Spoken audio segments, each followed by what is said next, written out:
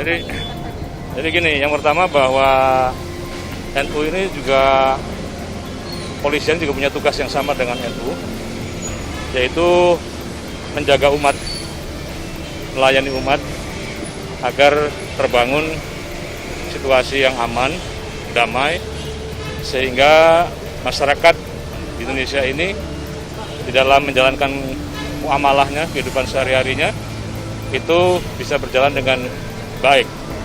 Apakah mereka bersekolah, mereka bekerja, seluruhnya itu tentu harus ada jaminan rasa aman dari negara. Jadi kita punya tugas yang sama. Ya.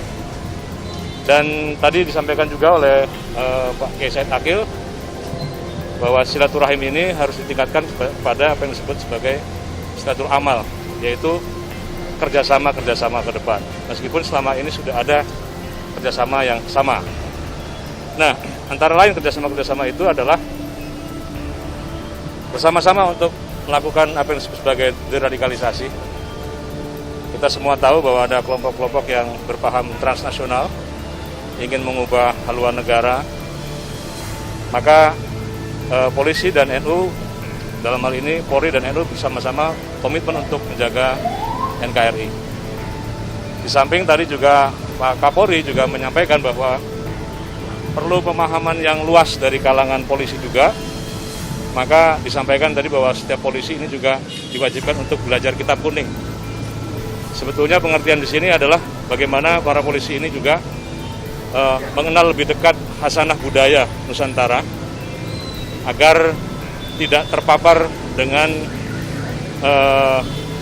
pikiran-pikiran ataupun paham-paham yang memisahkan antara agama dengan negara. Jadi kita semua bersepakat bahwa agama dan negara ini harus saling harmoni, ya, tidak dipertentangkan. Bahkan dengan budaya ini juga tidak dipertentangkan. Maka tadi dalam Zoom meeting antara Kapolri, Pak Kiai Said Akil, dan juga diikuti tadi oleh Kapolda seluruh Indonesia, ketua-ketua PWNU seluruh Indonesia, bahkan ketua-ketua cabang seluruh Indonesia juga tadi ikut Zoom meeting. Maka Pak Kiai Said dan Pak Kapolri menyampaikan amanah sekaligus menyampaikan rencana-rencana kerjasama ke depan. Pak, menurut NU sendiri yang terkait dengan kitab kuning ini yang harus dipahami anggota Polri, artinya yang sudah diterjemahkan atau yang masih belum diterjemahkan? Atau ya gini, kalau mau belajar Pastun utawi iki-iku itu kan perlu tahunan, ya. Perlu membaca kitab kuning itu perlu waktu tahunan. Yang penting adalah mengerti hasanah. Karena setahu saya kalau belajar kitab kuning itu ada banyak cabang-cabangnya. Yang pertama yang terkait dengan akidah, itu ada beberapa kitab yang pelajari. Kemudian fikih misalnya, ya. Itu kayak Fathul Qorib, Fathul Mu'in, itu atau Kifayatul Akhyar misalnya, itu juga kitab kuning karya ulama Nusantara. Kemudian misalnya cabang-cabang yang terkait dengan akhlak atau tasawuf, itu ada Al-Hikam misalnya, ada Ihya Ulumuddin, ya.